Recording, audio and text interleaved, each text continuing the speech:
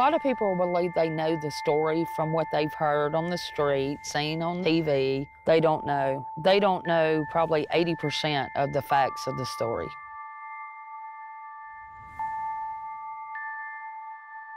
Oddly enough, in this relatively small town, there are a lot of really good stories. A lot of good stories. I would classify it as kind of a cliquish town. That area pretty much sticks to their own. An outsider is not always welcome there. We've had a few missing persons uncovered in the woods around there in the last several years. This one was so complex and so deep and so disturbing that when people caught on to it and started watching it, it was probably bigger than any reality show because people were so drawn into the cast of characters, and there were many. I did talk to a detective. Off the record, he said, this is an unbelievable case. When it goes to trial, you're going to be really surprised. I don't think she'll ever be forgotten because she was a young girl. She had that all-American look that seems to like to land on front pages of newspapers and magazines and television. She had that look. The public has it all wrong. Not everybody was involved, and what they think doesn't per se mean it's true. I'm gonna set you straight because there's the truth and then there's what the media said, and you can't always believe the media. The media will blow you up and take their little story in bits and pieces and make their own story so they get their paycheck. They don't really care about the truth. That's why we're here today, because this is the truth. There's a lot of ways that evil comes up with to hide their crime, unimaginable ways. You know, people say all the time, a person can't just fall off the face of the earth. I'm here to say they do. But where's Brittney? It's the unanswered question. It's the perfect whodunit.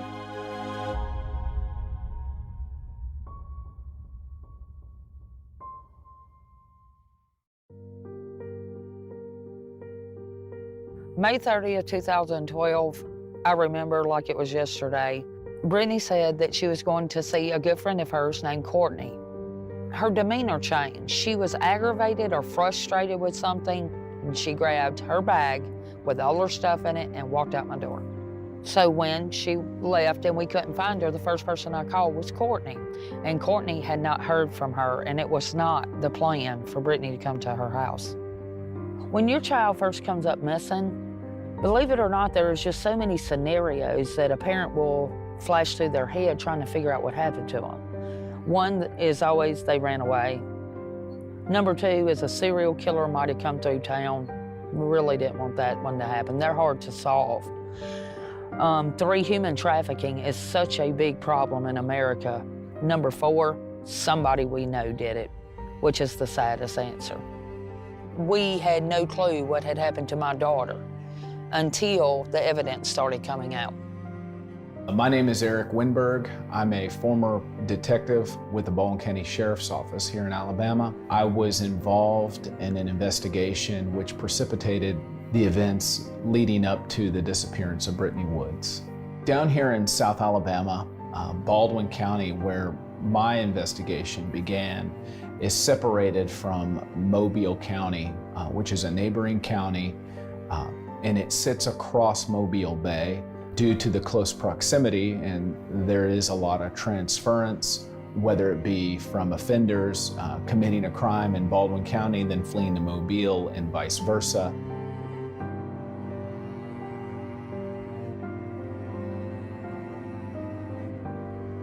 I believe in every detective's career, you have probably 3 to 5 cases that no matter what, you will always remember. And for me, this particular investigation was probably my #1 case that I will never forget and will always have questions and will always wonder about. Brittney was a very loyal friend. So I feel like she opened up and was loyal to the people that she felt like she could trust. My main hope for this documentary is that it opens light to everything that's went on, and I hope people really open their eyes to see that this stuff is really happening. It's not fake. It's not just something you see on Facebook or something that the news posted and it went away. Like, her family still hurts every single day. Like, I just hope that this brings light to everything that's went on. Brittney was awesome. She was a little scrapper. I mean, she was 5 foot nothing, but she'll throw down with anybody. Right before she came up missing, she met my daughter for the first time. She wouldn't let me feed her. She wouldn't let me change her diapers. She wanted to hold her. She wanted to do everything because Brittney loves children. Like anything a child would need, and she's there for it. Brittney's disappearance has affected me, and not as bad as Jessie, being her mother. I mean, I was there when she was born. I was there with Jessie the whole time when she was born. And so I've been there from the beginning. And I mean, she was my heart.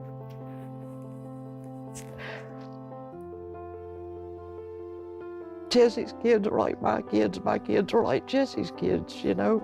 They were always around each other. They're more like brothers and sisters than they are cousins. Brittney was my only daughter for 17 years. I had 2 sons, one right above her, one right below her. And I love my children, all of them. But she was my buddy, you know. She was my only girl. We did everything together. So it's like, I didn't lose my daughter, I lost my best friend. And that's why 7 years later, a lot of people told me just hang on, time would heal it. Time heals nothing.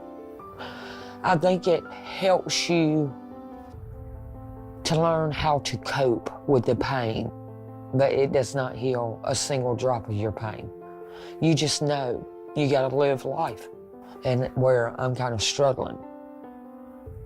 And I believe it's because of how she left us. This is the house where really my nightmare began. On May 30th, 2012, approximately around 7 p.m., I was standing at that door. Brittney walked out the door. I came out probably 10 feet in the yard, and Brittney walked out behind me with a tote, and she said, I said, where are you going? I thought we had plans. And she said, I just don't think you'd understand, Mom.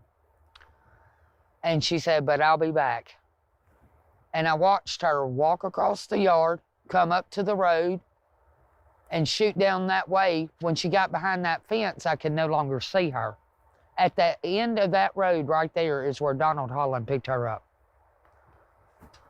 And it's that close. But with the fence and stuff, you cannot see it from where I was standing. So we had no idea who picked her up right there. I believe on the day that Brittney Woods went missing, she was picked up by her uncle, Donald Holland, who was the prime suspect in my investigation. He took her to Styx River, which is out in the Wilcox area, which is near the Alabama-Florida line. And he was staying in a friend's home at that time, and Brittney was there. Right here behind me is where Brittney Wood was last seen to be alive, May 30th, 2012. When we first heard that Brittney had stopped here at Styx River, we hauled Bud out here from Theodore, and my brother was caught back like this. He was going to kick in the door so we could find if Brittney or any of her stuff was in there. And right when he went to kick in the door, we took a right, we looked to the right, and there was 2 detective cars pulling up. They walked out to the car, got all the briefcases, gloves, all their little CSI equipment, and they walked in the house, but they wouldn't let us go. And when they walked out with a bag of Brittney's belongings, which is another piece of evidence that shows she was here. It was a very dynamic situation with numerous people involved, numerous investigators, and 2 separate law enforcement agencies. So there was a lot going on. So at that time, I actually had to delegate and assign crime scene investigators to go out and process that scene. They were responsible for organizing the search teams on the ground, getting the search dogs and the cadaver dogs out there as well, collecting any physical or forensic evidence at that time in order to submit it to the state laboratory. When they searched and they come out, they told me that they're going to take the bag of clothes. I had to sign a release, take the bag of clothes with them to search for blood or any kind of evidence. They kept it for about 3 weeks, which was a little bit too long. I was giving them a hard time. But when they were finally done, we had a meeting. And they told me the clothes yielded no evidence and they found nothing in the house, nor the immediate yard around the house. When we first found out this was the last place Brittney Wood was ever seen or heard from, when we come out here, there was probably 10 of us. And when we arrived, we noticed that there was this concrete slab in the yard of that house. It was about 4 foot wide, about 6 foot long, and it was brand new poured. And we do believe that it is quite possible that under that slab was my baby's grave. So for 7 years, we've been trying to get up under this slab.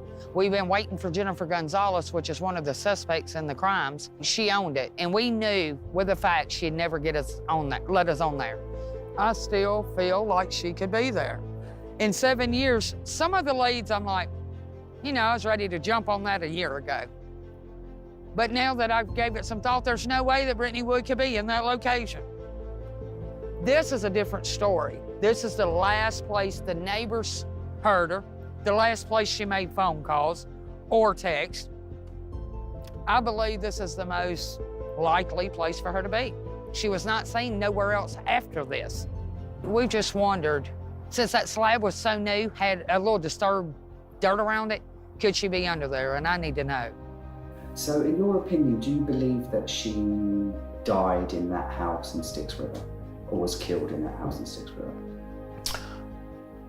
I believe she did. I believe her life ended that night in Styx River, and he later disposed of her body. Again, where we don't know. I have suspicions that he could have dumped her body in the truck stop, and I believe, you know, with the large dumpster bin, that would have been an easy and convenient location to dispose of a body. We checked every camera and every dumpster within 7 miles. Brittney Wood was not placed in a dumpster. I called Eric Winberg for 5 whole years. When he come up with that theory was the last time I ever talked to him. First of all, the ineptness of the detective that they put on that case. He was very young, and I will give him that much, and that would be Eric Winberg. To get given a case of this magnitude at such a young age and as recently as he'd been made detective seemed to me to be crazy. He was in way over his head. I don't think that he believed, I mean, they came out on the news and said that Brittney Wood was not in Baldwin County. How did they know that? I mean, they're guessing. They didn't want people to think she was there because Baldwin County has a reputation of being squeaky clean compared to Mobile. And this was a Mobile problem. And they subsequently refused to even consider that that girl was there, which made no sense since that was the last place anybody saw her. A day or two before we found out she had been missing, I had a missed call on my phone. So I really thought if I would have picked that phone up, I could have helped her. As soon as I noticed I had a missed call from her, I tried calling her back and she never picked up the phone. I tried sending text messages. She wouldn't answer my text. I had no idea what was going on. And all the while, everybody's gathered in a hospital room with Donnie Holland. And I wasn't, I just never trusted him. There was something about him I really did not trust. So I tried to keep my distance from him. Really, some days I'd hear from Brittney 100 times, and some days, no, I didn't hear from her, especially with her being around her buddies like Courtney. So therefore, we didn't really think anything was wrong with Brittney until 2 days later when her uncle was found with a gunshot wound to his head and was rushed to the hospital. Well, initially it's a missing person.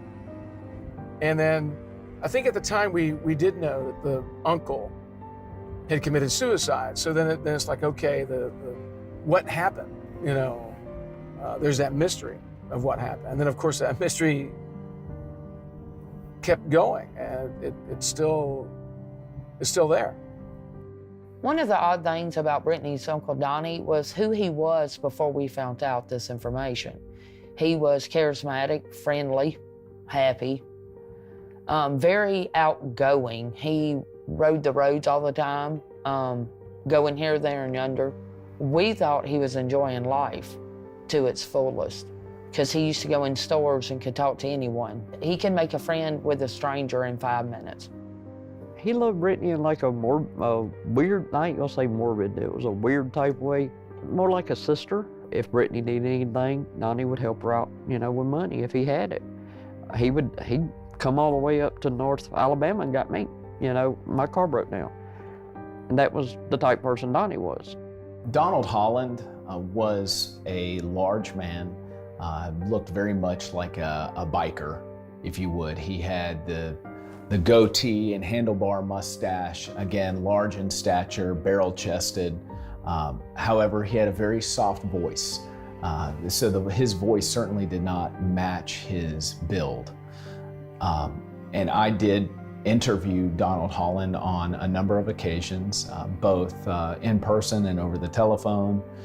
He even consented to a polygraph in which he failed in the 99th percentile and made some tacit admissions during the course of the post-polygraph interview. Okay, on June 1st, Donnie was reported to have shot himself in the head. And this is the location we came to a few days later. This is the location that Donald Holland was found in his SUV running with a bullet in his head, gurgling blood. He was not yet dead. He was found by Jennifer Gonzalez and Wendy Holland. We're about a mile off of the main road. They weren't even at the main road. They were in Magnolia Springs, which is about a 45-minute drive from here. And they left Jennifer's house after Donnie left there, and they drove all this distance to this location where Donnie was found dead. Now, we have no idea how they found this location because it's so far away from where they were, and it's so secluded away from their regular home. But when they got here and they found Donnie gurgling blood, they did not do what most wives and friends of the families would do. Instead of calling 911 immediately, like most of us believe we would do, Wendy decided to erase 4 text messages, and then Jennifer decided to call a detective instead of 911. When I arrived on scene, it was very chaotic. A lot of people on scene, to include Wendy Holland. Donnie had already been taken out of the vehicle by paramedics. When I saw him, what appeared to me to be a self-inflicted gunshot wound to the side of his head was readily apparent, and he was still breathing and his eyes were open. When we were up in this hospital room, we didn't know Brittney was missing yet. We didn't know nothing about it, and Wendy was sitting there asking Donnie, "Donnie, where's Brittney? Where's Brittney at? Do you know where Brittney?" That struck me as odd. But every time Brittney's name come up, his brain activity was going off on the monitor. They said he was brain dead. But every time Brittney come up, he had brain activity. Sonia noticed every time they asked Donnie questions about Brittney, his vital signs would go up. She actually tapped me and said, "Watch this. Donnie, where's Brittney?" And his vital signs changed. And we don't know if it's guilt of what he had done or he was dying literally to tell us something. I was scheduled to conduct an interview with Donnie Holland on the day that he committed suicide. And I believe that Donnie Holland probably knew that if he showed up, he was going to be arrested.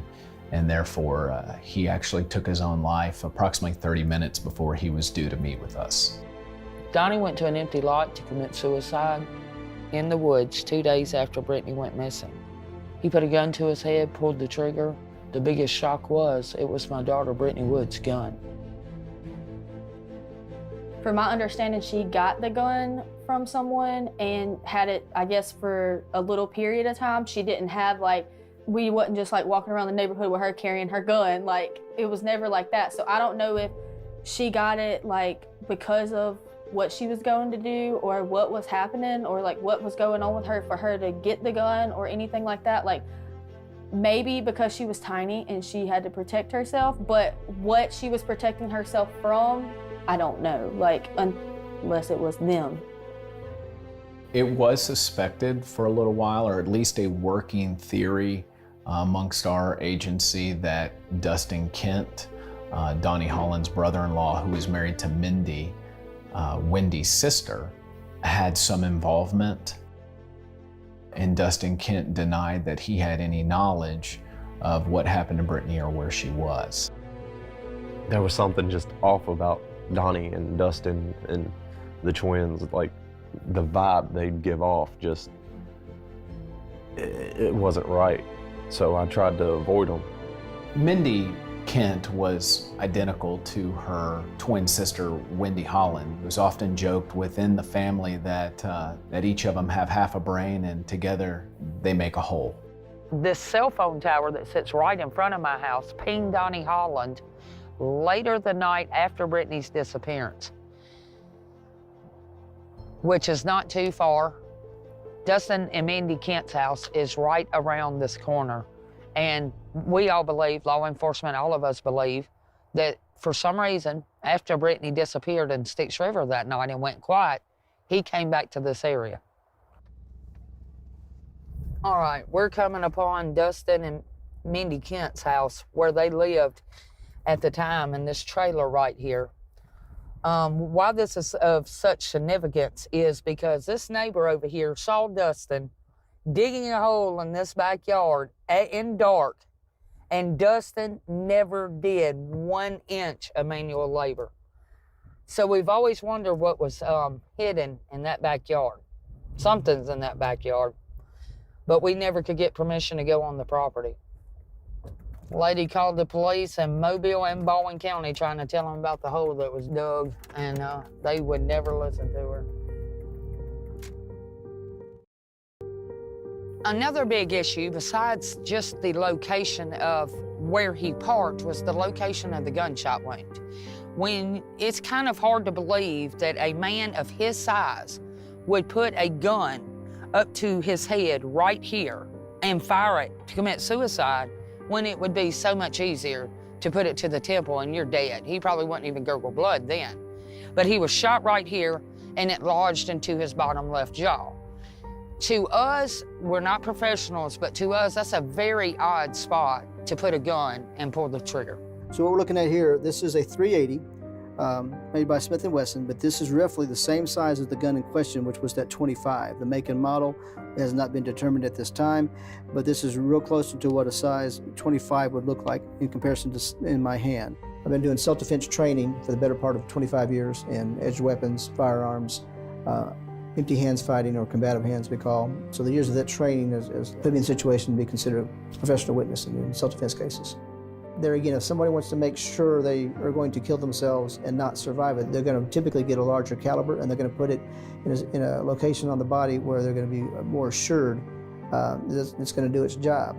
And that being said, they're going to do it in a more relaxed or comfortable position to do it in. It may be pointing the barrel directly at their head or in their mouth or even to the temple. But to put the gun behind your head would seem very odd. I don't know of any suicide that was done in that position.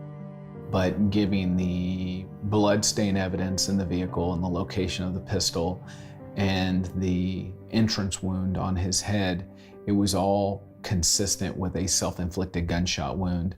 Later, that question was raised through several jailhouse informants. We start getting letters from all kind of inmates. I got plenty of these letters. I can't read them all, but it also says, Wendy admitted to me that Donnie never committed suicide and how Brittney's gun got in the truck. Wendy's told Donnie what she did to Brittney, and she said that he had threatened her by saying whenever he talked to the detectives on that day that he was going to tell them about Brittney.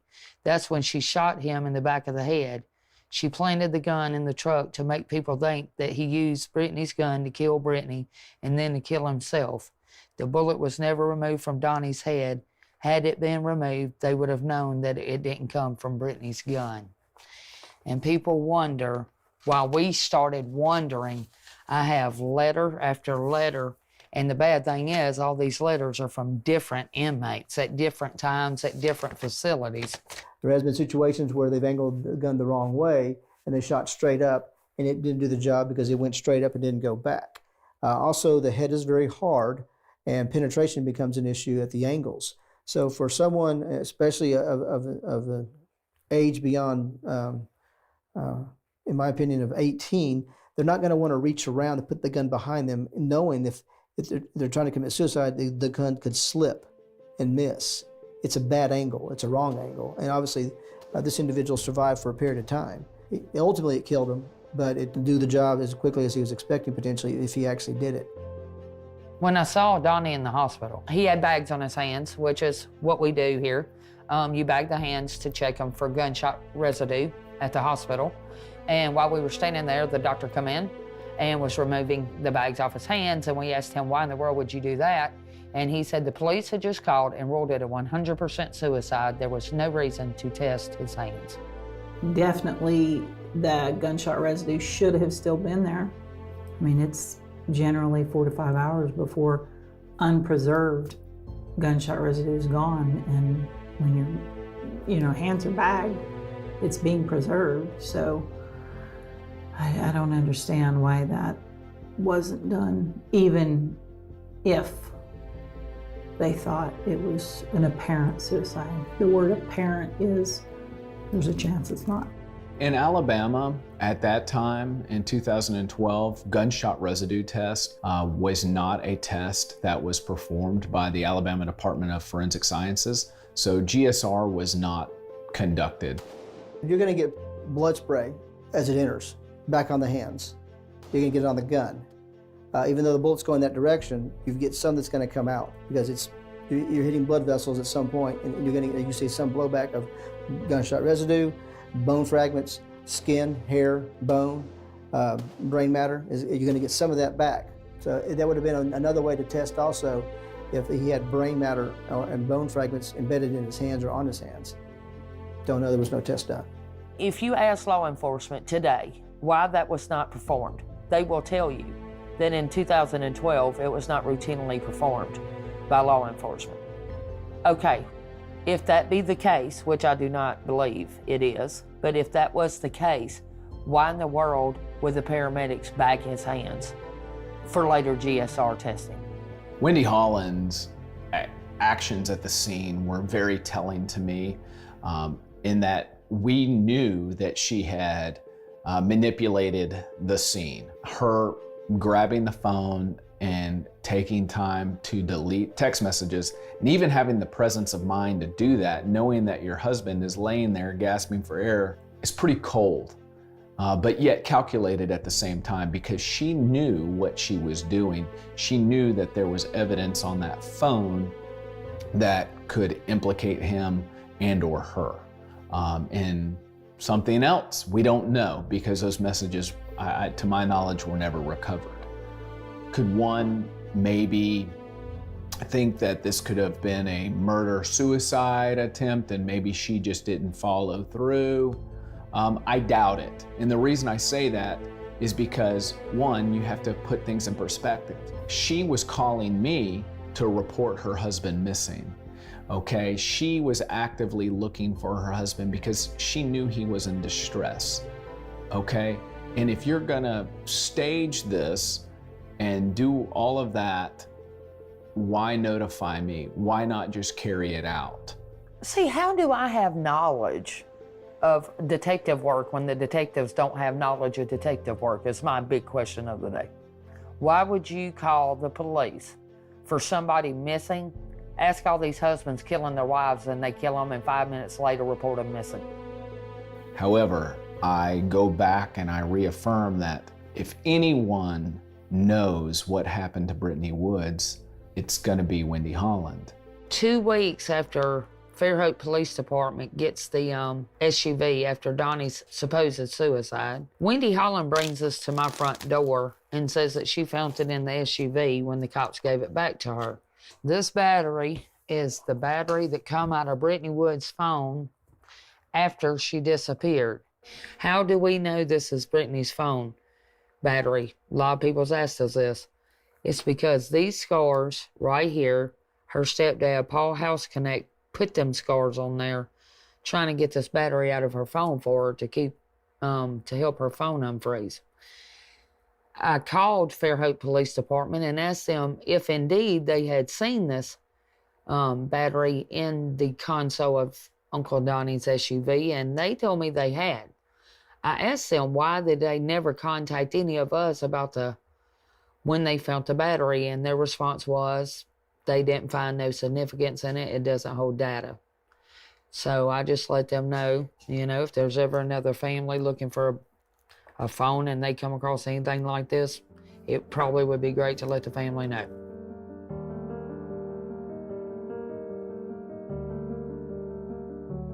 When we got the telephone pings back, we started researching, and we come to find out that she had talked to one of her friends named Bradley multiple times at the end, right before she quit responding to this world, where we believed that she had been killed. We find Bradley, I know Bradley, and we kept asking him what they were talking about. We thought it was the most important bit of information, and he just wouldn't tell us. He just told us that he couldn't remember. The Bradley situation is another red flag to me. I wouldn't venture to say he had anything to do with it. I don't have enough information on that. But I do find a little odd that he can't remember her text messages to him, and any of them, and that suddenly he changes phone. Why did that happen? That's definitely on my top of let's figure this situation out. And this is when time was very crucial, and we just wanted him to tell us what they were talking about. And we never got that answer either, and now Bradley is deceased. Here's her and Peyton. I have a lot of Peyton, because that's what she did. Look, they're different pictures, but every one of them, she's kissing her baby.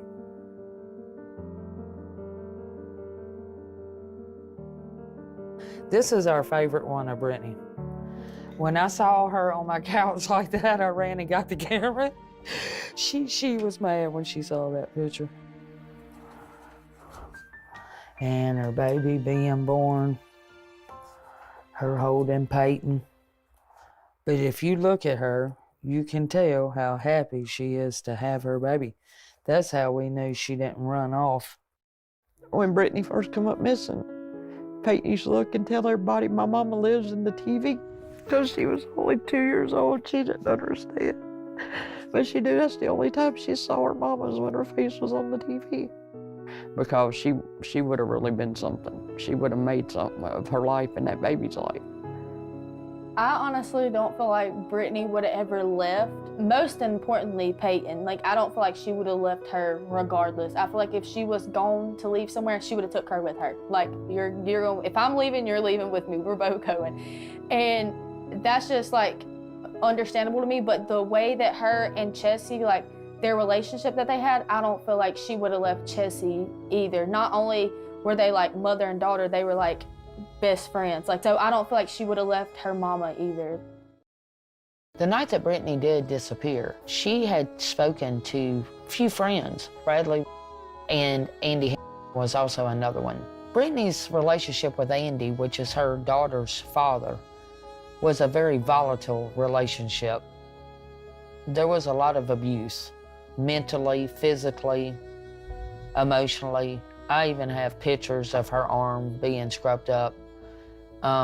He cheated on her. I mean, it was just the most negative relationship two kids can possibly have.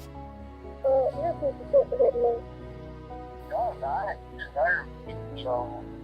How? No, the fuck I don't. You hit all your girlfriends. No, I have never done it. I ever hit none of my girlfriends. Christina? Ask anybody that I've ever met. Christina? Yeah. Christina, we wouldn't even date. She was fucking cool when I slapped that bitch. She punched me in the face. Well, I didn't touch you. Just like people said, you heard it just filed out there. Why? Because I'm so little and you can just beat the hell out of me? No, because once you do all that shit you talk. I don't give you no reason to hit me. I don't hit you. Oh, so let me guess. I hit you when you beat the hell out of me in the truck the other night.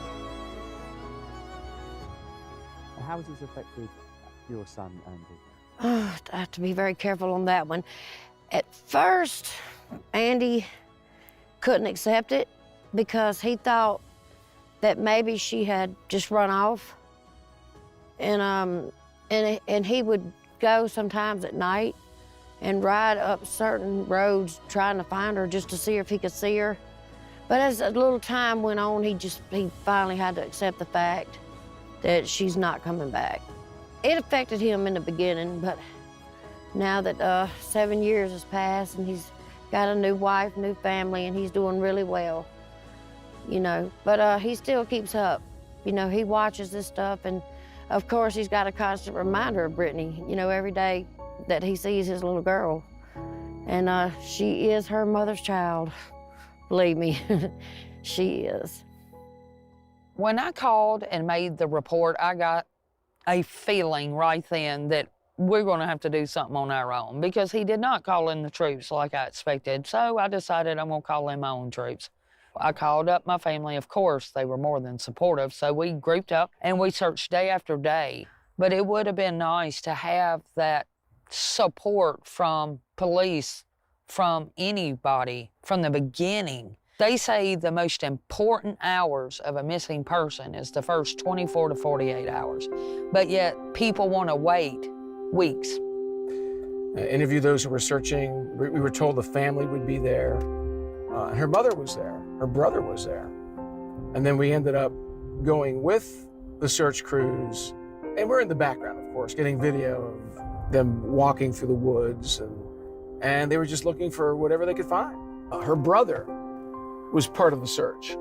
And her mother was too. And the brother, you know, was out there searching, and we interviewed him. And then later on, when the evidence came out, he was one of those who was tried and convicted. You know, so at the time when he was searching, he knew something. This call is from a correction facility and is subject to monitoring and recording. I remember him asking me to drink a little bit with him before the whole thing went down. And I would say between the intoxication, the bribery, and just the way he could manipulate people's minds and intimidate folks. I think it'd probably be a bundle of all that put together. They only got really one side of the story. They just blew it up and just made me look like a straight monster. And they just don't know my story, I guess. 3 years into the journey of looking for Brittney Wood, a guy I know brought to my attention that a ground-penetrating radar could be very significant in looking under that slab in Styx River. I went to Mobile Police Department first to try to get some help to get a GPR, but every time I go to Mobile Police Department, I get a no for everything. We've just been stuck on that concrete slab. You gotta have something to go through that concrete slab, you know? And we've thought about jackhammering it up. We've thought about bulldozing it up. So I've been trying not to get drunk because I might do it. But when a mother tells you, I believe my child somewhere, I don't mean you need to go destroy every property, but I believe if they stick with that same story for a long period of time, I believe somebody in 7 years could have said, okay, Jesse, if you believe that, let's go get her, or we'll know she's not there and you can move on. Not one person, especially the organizations in this town and surrounding towns and law enforcement.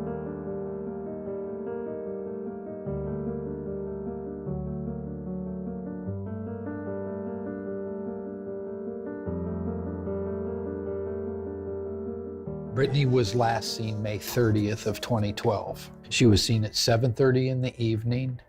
She was at the residence of the mom, and it was her uncle who they had driven away with that evening. That was the last time she was seen. This is the uncle's property in which on June 1st he committed suicide. and he was found, but Brittney hasn't been seen since. Today's search is going to focus on the property, specifically the pad, with the GPR. We will have canines available should Paul see things or we need to do some things and do some probing around the pad, but that'll be decided after we get eyes on the property. Concrete is a wonderful tool to obscure the easy discovery of remains and so forth. So partnered with ground penetrating radar, it helps the investigation get a better understanding of what is there underneath the concrete. And with that, it has been successfully used in cases before. We have originally searched this property back in January 20th of 2014, but it was with just canines. But what we understand is there had actually been no searching done of the uncle's property until we were first there. Yeah. So that had gone 2 years being unsearched. We know through telephone records that Wendy and Donald Holland were in communication. Wendy actually went out to the house in Styx River. For what, we don't know. It could have been just to visit her husband. It could have been to clean up a crime scene. We don't know. This is a rough drawing of the place we've been wanting to search in Styx River. I drew this map because this is the house in Styx River. There's a big slab right here. I really do not believe Brittney Wood is under this big slab, and I didn't want them to be confused. We believe the little slab is probably this size compared to this big one. And her stepdad, Paul, believes this little slab set right here, and I believe the little slab set right here. Putting a 3-meter perimeter around the slab that's been there. So hopefully that will encompass anything that the mom suspected or the dad had previously suspected. So.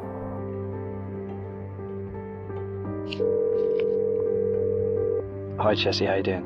Hello? Hi, can you hear me? Yeah. I just wanted to keep you in the loop of what's happening. Thank you, Thomas. Okay, how you feeling? I can't breathe. I mean, come on with it. You know what I'm saying? Yeah. Just come to the conclusion that this is a bad day, period. Because if she ain't here, we have nowhere else to look. So, this is it. Hopefully she's here, but thank you, Thomas. I'll let you get back to it. Okay, thank you. All right then, take care.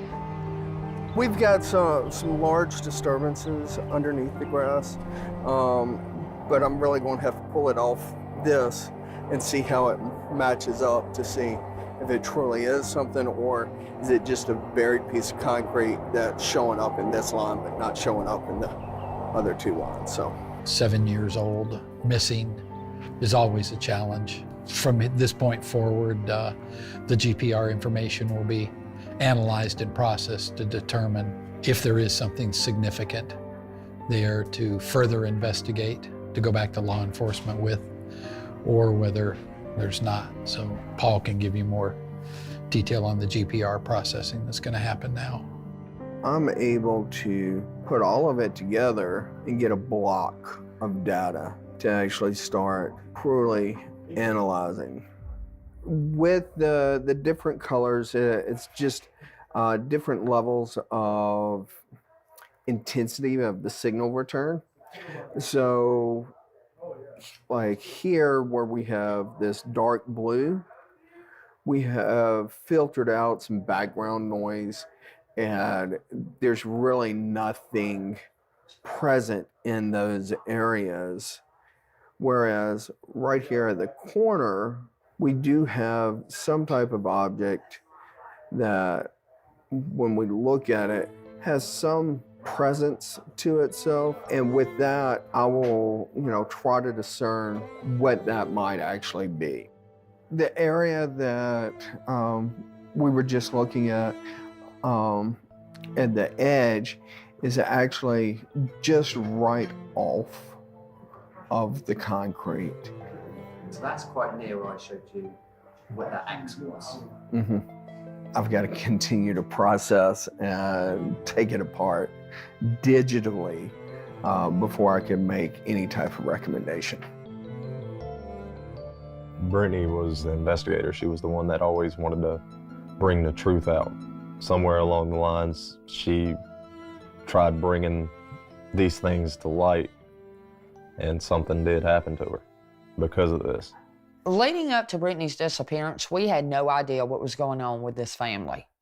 I do believe after the fact I learned that she got a text from a cousin 2 days before she disappeared.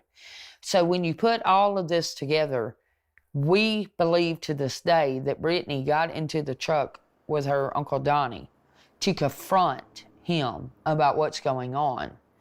Maybe not even just him, maybe a few family members. Brittney was that person. She's going to stop a problem. And I believe something went horribly wrong. And she paid for it with her life.